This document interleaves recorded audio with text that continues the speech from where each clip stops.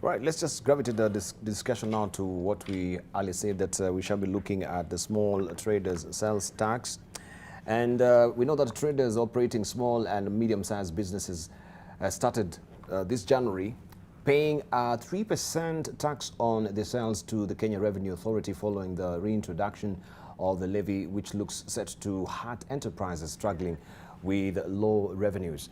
The Finance Act 2019, which President Uhuru Kenyatta signed into law on November the 5th, that reintroduced the turnover tax for businesses whose annual sales are below 5 million shillings to boost tax collections.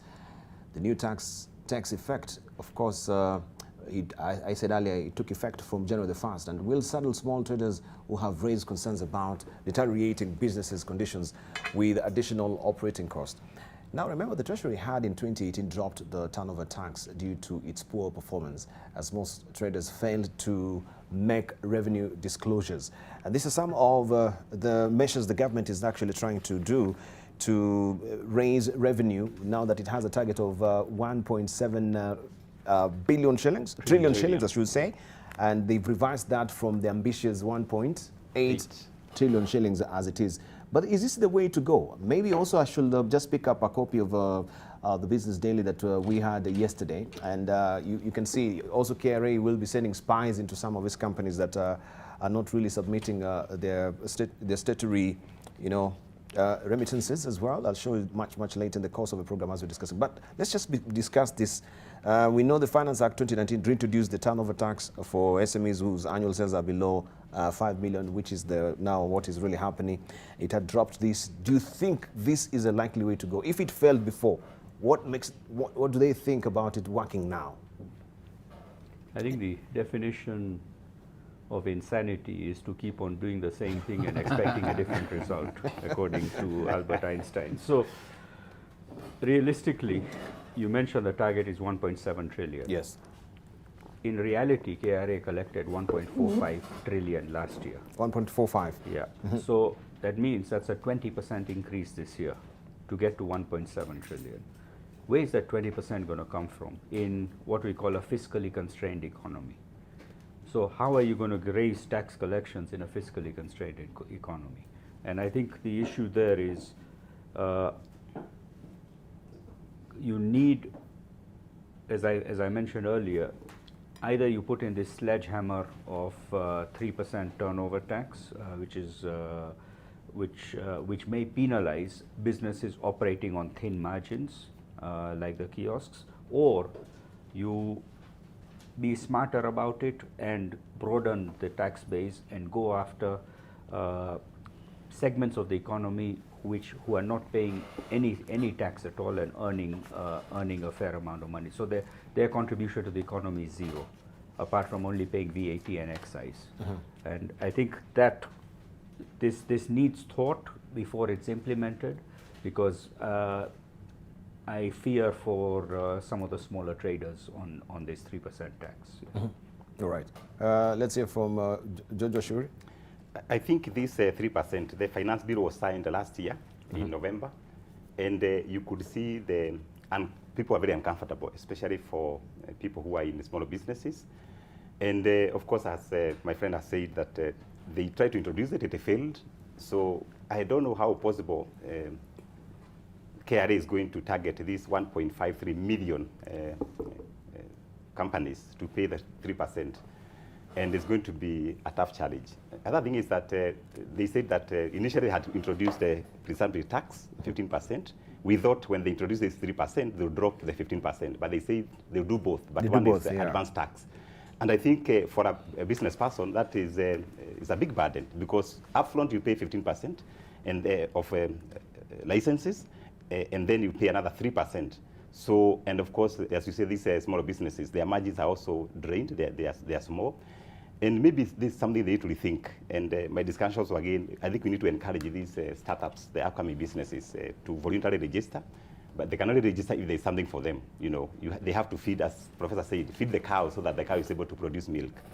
And it won't be easy. And that's why you find that the KRA is now frustrated, because they're not able to meet the target. So they are targeting people they think they are not paying full tax by spending 2 billion to hire 1,000 people to come and sit in a private sector offices to check who is, with accountants to check who is not paying taxes. And I think they are too aggressive, and this aggression is demotivating entrepreneurs. You know, last year we saw the same KRA government arresting people who pay billions in taxes. And you find somebody with a tax of 41 billion, you wonder, we are in business. Where is this 41 billion coming from as tax? It doesn't make any sense. Unless, I don't know which business can generate 41 billion tax. And I think this is something that they need to take care of, because harassment doesn't mean that government is going to collect more money. Yes. All right, let's hear from Bilo. Yeah, I share the same sentiments, but I want to add that I think what drives all this desire to tax Kenyans is the budget. They want to address the budget deficit. That has been a major challenge. This fiscal deficit has gone up to 9% of you know, some time back. And they've always said, we are going, every year when the budget is read, we are committed to reducing the deficit to 3%, but it doesn't happen. And it's the biggest challenge, really, that we have. And I think, in my view, our constitution is very clear, that the burden of taxation must be shared equitably and fairly between us and the future generation. You cannot say, I want to tax Kenyans to the bone in order to build infrastructure for tomorrow's generation. I think in any country, a decision is always made. The decision is always made by the people on how much money should be left in their pockets and how much they are willing to invest for the future. And if you look at Chapter 10 of ours, we made that very clear as one of our key values in the public finance, that the burdens and benefits of the use of resources and public borrowing shall be shared equitably. But we have a situation where, when the government says, we want to do this for tomorrow, we want to do this for tomorrow, you guys pay the money, pay the money, pay the money. I think that concept really is the biggest challenge we have. So this attempt to try and tax everybody, it's really, I agree, there's nothing to add. It really demotivates the businessman, because it's not just about paying the 3%. It's hassle even getting to pay. If you deal with KRA, the whole process of dealing with KRA itself, administratively and it's emotionally, it's difficult. And you have cash flow problems. You are getting money, yes, you might be running your kiosk, but you have supplied 2 or 3 fellows and you have not been paid. KRA wants his cash. You have challenge. In developed countries, banks lend on trust. You can borrow money on the basis of the furniture in your room. Yes. We have a situation where in Africa, or particularly in countries like ours, where even if you have assets and properties and what have you, because of the challenges in securitization of some of these things, the collaterals are not, so the banks are not willing to give you money. And so you have to operate on little money. In fact, most of the people whom they want to tax 3% operate on cash. Yes. They're not people who borrow, because banks are not going to lend to them. So then when you have that cash flow problem, then you're required to pay upfront. I think it's a challenge. And I think really the government needs to look at the bigger picture is, let us live within let's live within our means. If we live within our means, yes, then you can also, because the legacy is not about just building infrastructure. I think a better legacy is to leave your people happy. Correct. To leave your people, having a better well-being, people having their own resources. You don't have to be feeding people, famine relief, and buying. I think the better legacy is to leave Kenyans who are able to spend, who are able to buy a cup of tea, who can send their kids to school, who can pay their school fees. What's the point of taxing this person? And tomorrow you are trying to get a game buzzard to pay fees for his child or her child. And it doesn't make sense. All right. So how let's hear from, before I ask the next question. Collins. You had me sighing because I thought you were skipping me.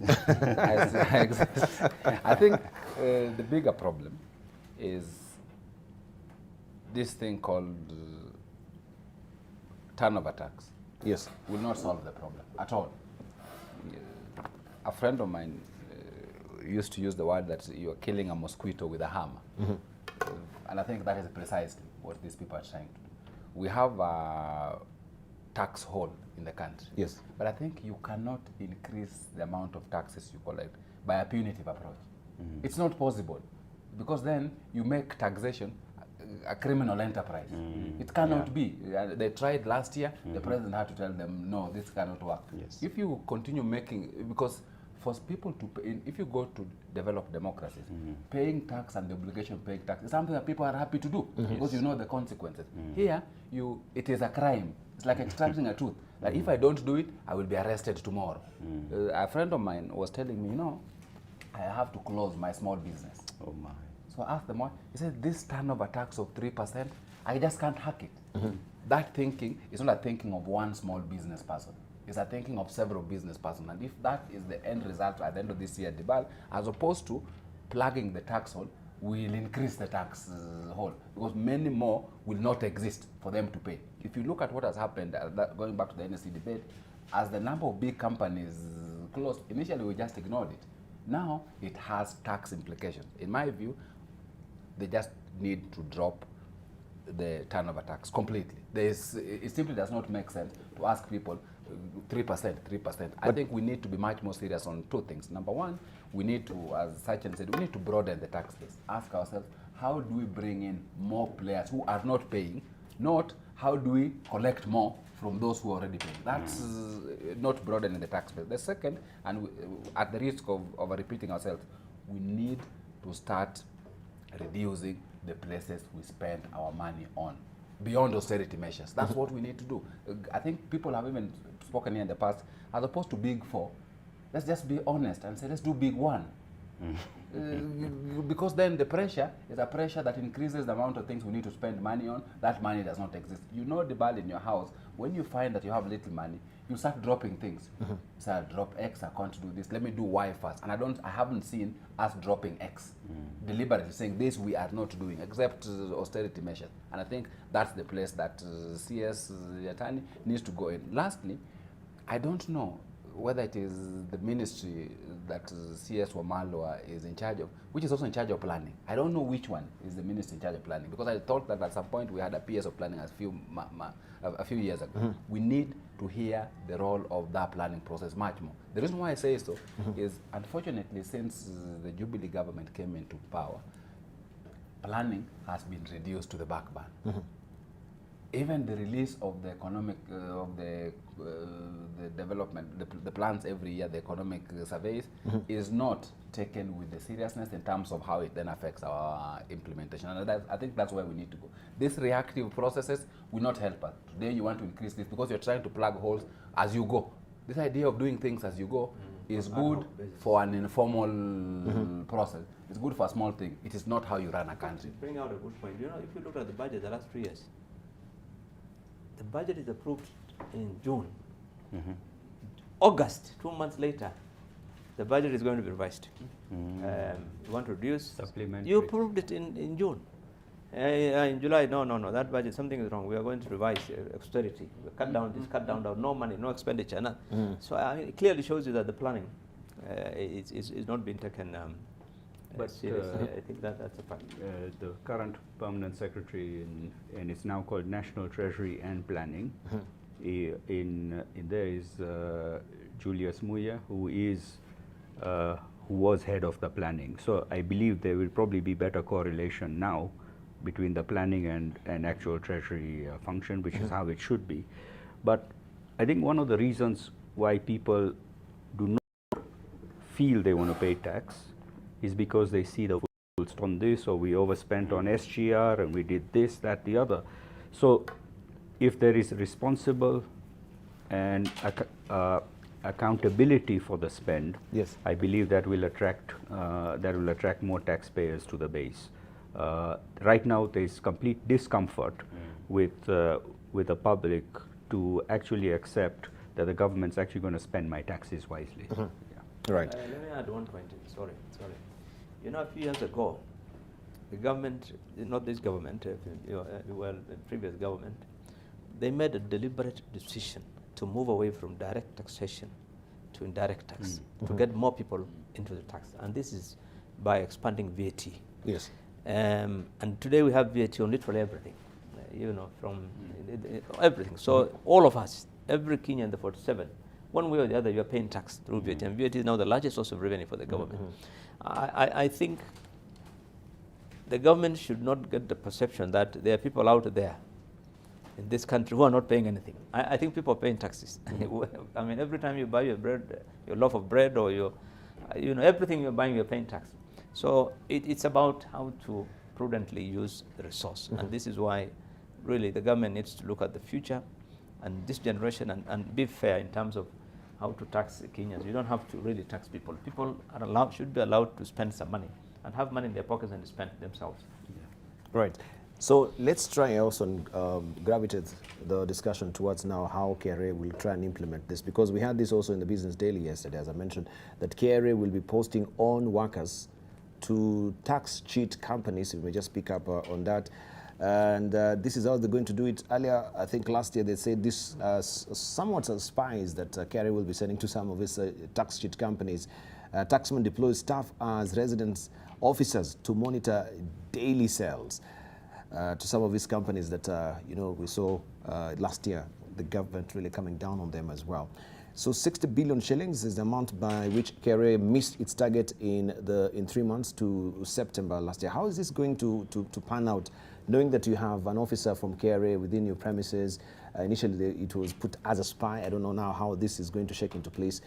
Do you think this will be such a welcome respite, of course, for KRA, but they'll have a first reception on the other end for people who will be now being spied on, so to speak? But you can't collect taxes by sending spies to people's companies. For me, what they're calling intelligence-led taxation, I think is just... This is the intelligence-led taxation. If this is what the Director General of KRA is thinking about, I think for me this is just, this is madness. Madness because the amount of companies that exist in this country, if you must employ an individual for every company that exists for you to collect money, then we would rather not just collect. Because at the same time, we are telling ourselves we are moving towards IT. We are moving towards IT solutions as a country. Yet our approach is an approach which is 19th century. This idea of movement by walking around, that the only way I can ensure that you are there is my physical presence.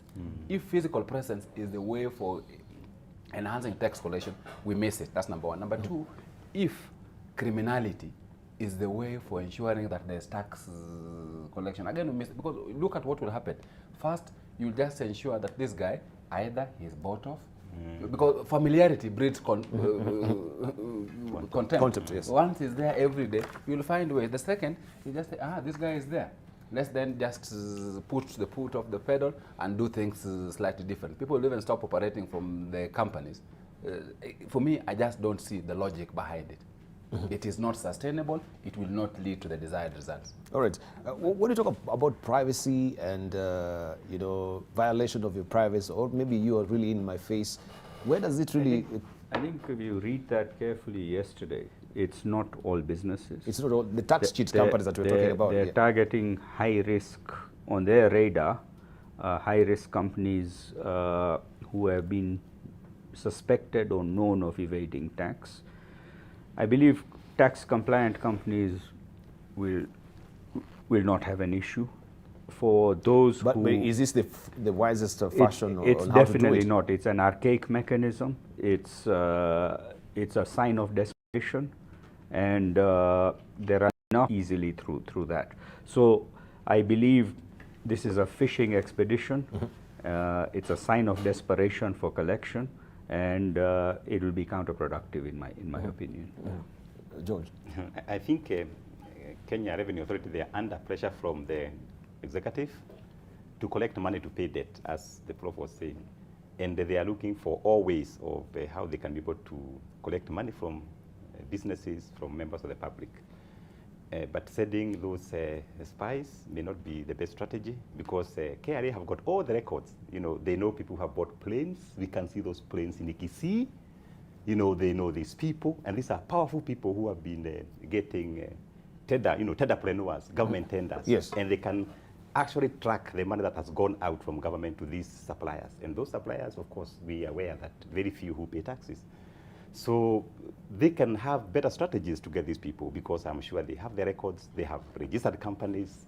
So, but hiring 1,000 people, I think, is chasing money with other money. So at the end of the day, net effect may not be very good for the nation. All right. I want to just also to just flag, unless Bilo, you have something to say. I just want still to add to that. Yes. I think KRA needs to put spies in KRA, not in businesses. Because KRA knows that we all know there are many companies, there are many institutions, there are many businesses that do not pay taxes. One of them that he mentioned is very significant. Majority of these contracts that the government gives out, the money does not come out, and KRA knows. It's not as if they have not been informed. From experience, I know. We've tried to tell KRA, so much contracts have been given out here, and there's supposed to be money that has been deducted for KRA, withholding tax and so forth. They don't, the corruption in KRA is the single most important reason why they are not able to meet the target. That's the reason, and they know it, they don't want to address that.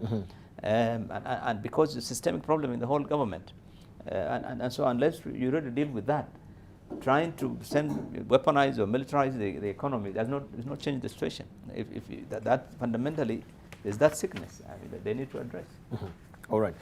Maybe also, if you may look, because we're still discussing about revenue collection on that particular paper, we have also down there more than half of counties spend zero on projects. It says, if you may just put it up a bit for you to see, more than half of the counties spent nothing on development in the first quarter to September, hurting job creation and infrastructure project in devolved units. Latest data from the Controller of Budget shows that 25% of the 47 counties failed to spend on items like road revamps, water and sewage network, and also spent in the period when the total spend by all devolved units on the project stood at 1.94. Then we have today's Business Daily. Just a moment, if I might just go there and just pick up the Business Daily to show you where we have these counties collecting 7.7 billion shillings taxes in 3 months, a spike there. So it really flies in the face. If we have counties here, they're spending zero on project items, and we know also they were seeking to list at the NSE, where they will have, they'll have municipal bonds seeking money to actually fund these particular projects, and also seek external borrowing as it is right now. What is really happening? Is that the way they should really go? If you're spending zero on this, and then here you're actually seeking for more money? I think the issue is you're not going to be able to launch any municipal bonds if you don't have your latest audited accounts. So if these counties do not have their latest audited accounts, some of them are 5 years behind, some of them are 3 years behind in their financial reporting, who in their right minds would invest in a municipal bond issued by a county who has not reported their latest financials? So I think the counties need to get their financial reporting house in order, have the latest accounts. I believe maybe a county like Laikipia possibly might meet that criteria. So that could enable the ability to have municipal bonds launched. It's a common feature in the Western market, and you have counties launching municipal bonds for their own development and so on, and which reduces the reliance on government borrowing, on national government borrowing. So municipal bonds is a great idea. The issue is, can the counties get their financial house in order to meet the criteria of launching municipal bonds? But what is the rhyme or reason for you actually seeking a municipal bond and external borrowing if you're not even spending on these projects in the first place? So how will they, give a healthy status of how they're spending on the projects, Collins? Debal, there are several things in the air. The first thing you need to realize that during that period too, this is the time that we had the directive that no new projects, number one. Yes. So keep that at the back of your mind. The second is keep at the back of your mind that this was the time people were told, clear all pending bills. Yes. So money may just have gone into that kind of thing. For me, I think there are several things one thing that I think is positive. Today's headline, that counties have collected 7.7 billion tax in 3 months, and that is the greatest, even though the increase is marginal. I think the issue about own source revenue has been a concern for a very long time, that counties were only focusing on getting money from the national government, but the money that they were collecting either was too little, in fact in some cases was less than before county governments came, which meant either they were not doing enough or that money was leading into pilfering. To do so I think is useful, but if you are collecting own source revenue from the parking fees and from rates, but at the same time, you aren't investing in development, then two problems will arise. Number one is the rationale for counties, which was to address development imbalances across the country, will not be achieved. Because you only address those development imbalances if there's development, not if there's recurrent expenditure. But the second, which is more important, is that SMEs, which will require business from counties, will have no business to look for because counties are only spending on recurrent expenditure. So I think for me, we need to then start asking ourselves, how do we continue with the compliance of the President's directive about no new development projects and at the same time not stifling development in counties? Because I think if the trend continues where you spend nothing on development, then we'll start asking, do counties only exist for purpose of paying salaries? And I think that would be a dangerous question. Right, below. I think my understanding of the directive by the President was national government. I don't think it affects the counties. Counties have their own priorities, their own plans. I don't think they're affected by that. But I want to just highlight one point. The law is very clear. At least a county must spend minimum 30% of its funds on development projects. That's the law. And the challenge then is on the control of budget to ensure that, because every penny that is approved for county to withdraw from treasury must be approved by the controller of budget. And the controller must really look at that balance. When you use requisition for funds, that those funds must reflect that balance, you know, of 30% and 70% for recurrent. So I don't understand how the controller would allow people to draw money for recurrent expenditures only, and then report 3 months later that there was no development project. That was, I think that's something they need to address. Number two, on the issue of the municipal bonds, I think generally not just the municipal bonds, but the power of the county to borrow is in my view a long way from being realized, because we don't have an effective legislation really, because the law the constitution simply says that any borrowing by the county must be subject to guarantee by the national government. Obviously, if you go to the stock exchange to get bonds, you have to prepare your prospectus, and I think the investors will look at your prospectus and your ability to pay and all that. I mean, it's subject to so many of those conditions. But I think generally, apart from short-term loans of 12 months, that must be approved by a county assembly from the bank for them to pay salaries. They cannot take loans until we have appropriate legislation for the external borrowing. Yes. Lastly, I want to say that I think we should not really expect counties to raise significant revenues, because the law did not empower counties to charge any tax.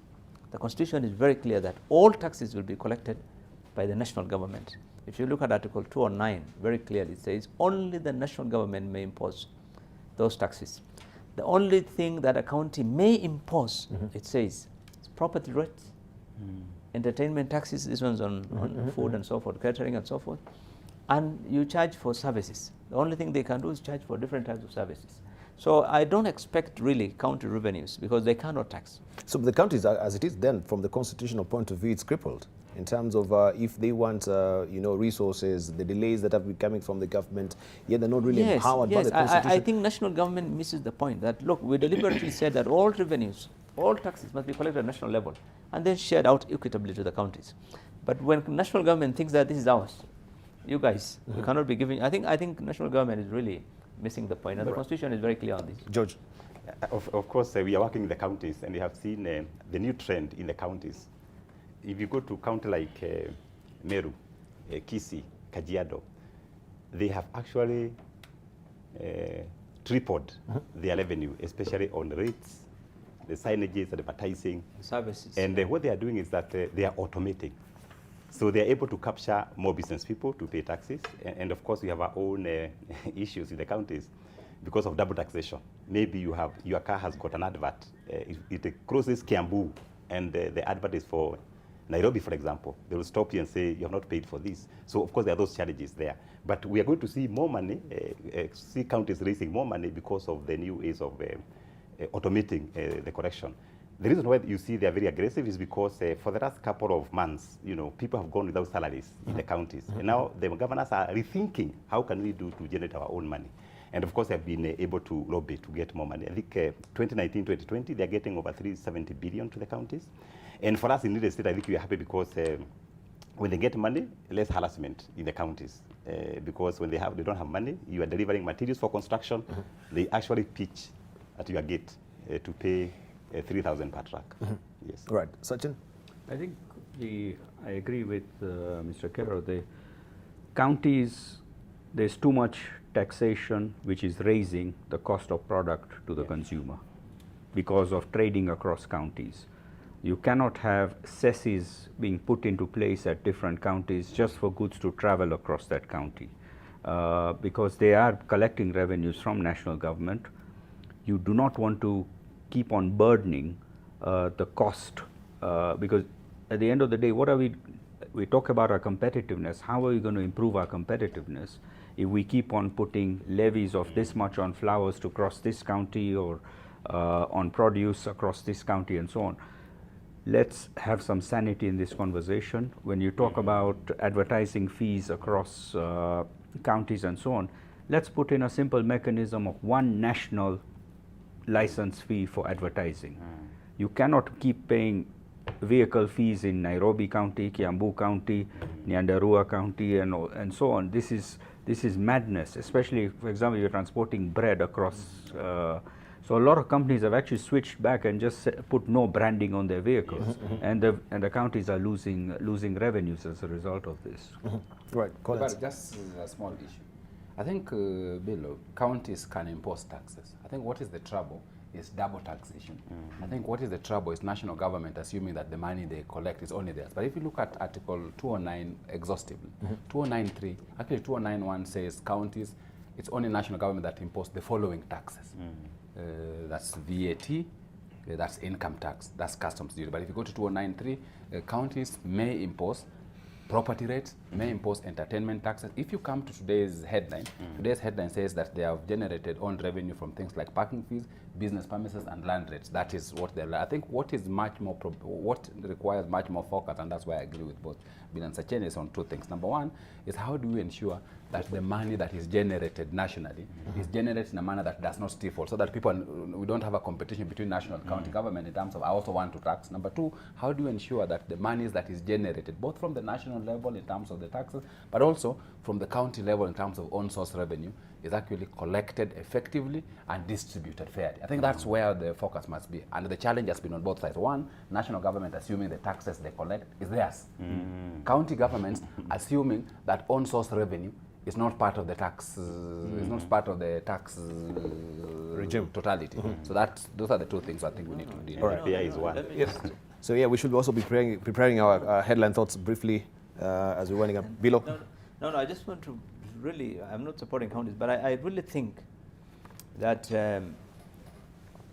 even the Public Finance Management Act is very clear.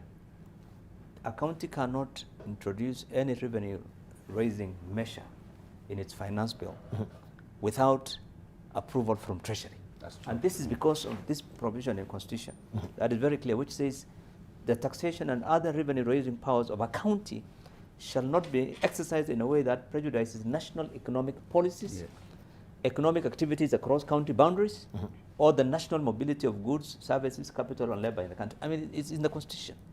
But because of the pressure, that the counties are under, because you are being told, collect your own revenues by Treasury every day. These guys have started introducing all manner of taxes. And I think that is where the challenge is. And I think there's a law, I'm sure there's a bill. County own source revenue. There's a bill, I think, in Parliament one time, which needs to be fast-tracked and implemented as quickly as possible. Thank you. Which should circumvent that. Right, thank you. Right, so I'll give you a chance to just give your headline thoughts as we're winding up, moving on in 2020, looking at the economy. What is your expectation? Collins Odote, let's begin with you. I think, I will end where I started. That for me, the admission by governments that we are in a deep hole is a nice way to start 2020. I think my expectation is that CS Yatani will lead the process of ensuring that we actually cut our clothes according to our size. Thank you. And that will require determining what our size is and then determining what clothes we have available for us and then cutting it appropriately. George? I think for us, I'll comment on real estate because that's where we are, and we are a bit happier that we have seen some statistics from ICA management survey that the lending this year, 2020, is going to be about 300 billion. You know, last year we were able to access, private sector. We're able to access about 200 billion across the sector. And of course, they say that this 300 billion, about 50 to 100 billion go to SMEs. So we are hoping that our financials are listening, so we are able to borrow and we are able to do business, because that was a challenge when we had the capping. You know, banks were declining the proposals. And of course, we are looking forward to a better year for real estate. And of course, we want to cash in on this affordable housing debate. You know, we cash in there. Thank you. We have seen the survey by central bank saying that the rate is going to, lending rate is going to increase from 12 to 15%. So we are optimistic that we are going to do more business for real estate this year, 2020. Right. Yes. Bilo? Yeah, I think the most important thing is for the government to walk the talk.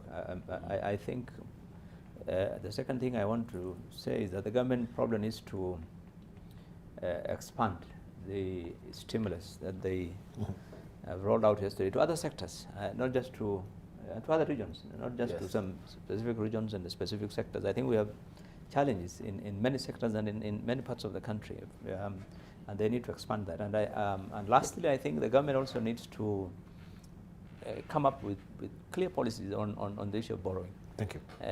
Without limiting that borrowing, I don't think we'll resolve this challenge of the economy is facing. Thank you. Finally, Sarjan. Bill Clinton came into power with a saying called "It's the economy, stupid."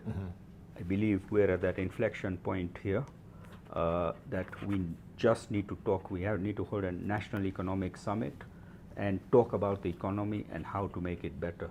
Overall, I sense cautious optimism for the manufacturing sector, and I believe with the right team in place and with the right implementation, we will get far. Thank you. Thank you.